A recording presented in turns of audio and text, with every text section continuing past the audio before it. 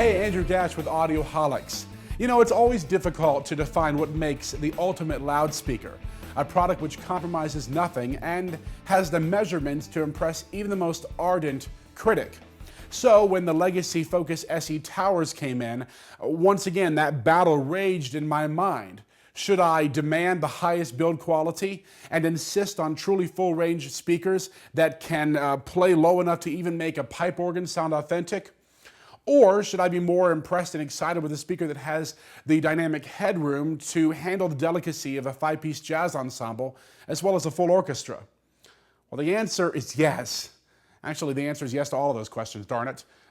But I'm getting ahead of myself, and the Focus SE towers are not to be rushed, neither is this review.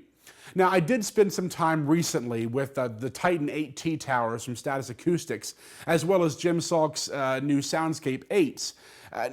Needless to say that when these came in, I was loaded for bear and had high expectations for Legacy's 25th anniversary speakers. Now, these towers are nothing like the ones I've already mentioned, and that's really not even the point. What I am discovering is that each of these manufacturers seems to be carving their own niche as far as how their speakers appeal to differing tastes. For instance, the Focus SEs, Legacy put 6 drivers into each of these meticulously crafted cabinets. More on that later. That's a 4-way design with crossovers at 8 kilohertz, 2.8 kilohertz, and 120 hertz, with that last one being an assisted 6th order Butterworth that sends the lower frequencies to the dual 12-inch woofers. Now, let me stop right there. When you can fit 2 12-inch drivers into a cabinet, then you've either done something that's incredibly awesome or incredibly overreaching. Fortunately, with the Focus SEs, it is the former of those, because when you get these speakers, you will never need a sub with them, and trust me, you're never going to miss it either. Now, working my way up the speakers, the next thing you're going to encounter after the woofers are the mids, and this is where I get particularly excited. The twinned 7-inch drivers utilize Roacell to reinforce the silver graphite cones. Now, Roacell is this super stiff, lightweight material that you find in sports cars, airplanes, and wind turbines. High-end hockey sticks are using it, and for good reason. It's light and stiff, and that's the name of the game when it comes to designing loudspeaker cones. The Legacies seem to have 2 of everything, and that doesn't stop with the tweeters. In fact, this is where the real magic happens.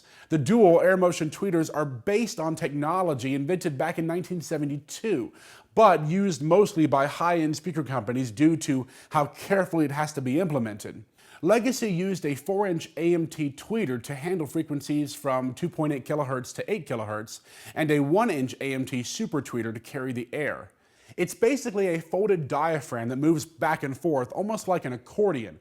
It's super quick though, and has low mass and lots of surface area, enabling it to reproduce frequencies far beyond the lower range of more conventional tweeters.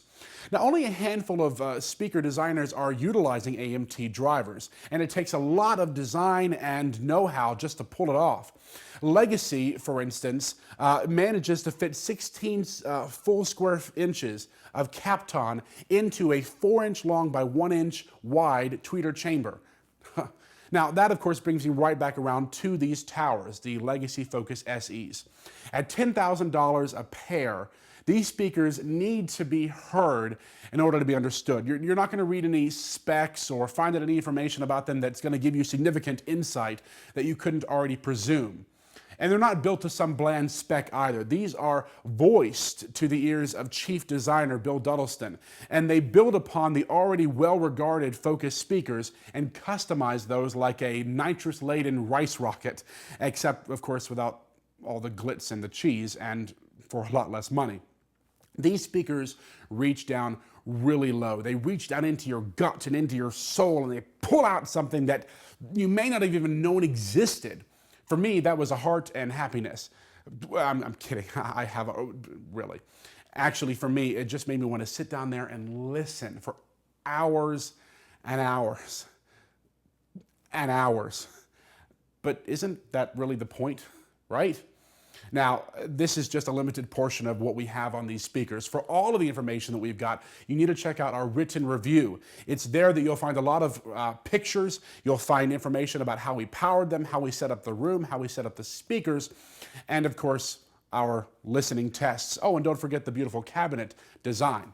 Now, here's our question of the week. When it comes to the materials that drivers and cones are made out, do you have a particular preference? Or do you just wait and not pass judgment until you hear the speakers themselves?